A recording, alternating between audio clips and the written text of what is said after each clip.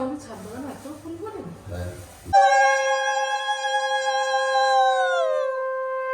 আজকে দুপুরের রান্না বান্না কমপ্লিট। বাঁধাকপির তরকারি, পাতলা করে মুসুর ডাল, কাটাপোনা মাছের কালিয়া। দেখেছেন, প্রত্যেক দিন দেখাবো ঘেমে নিয়ে স্নান করে কিভাবে ওদের জন্য আমি রান্না করি। এই মূল্য কি কেউ দেয়? তবে এখন আমি হাঁটতে যাব, আসতে দেরি হবে, তাই বাবু নিজের জন্য 1 কাপ চা বানিয়ে খেলো। 250 লিচু দাও তো।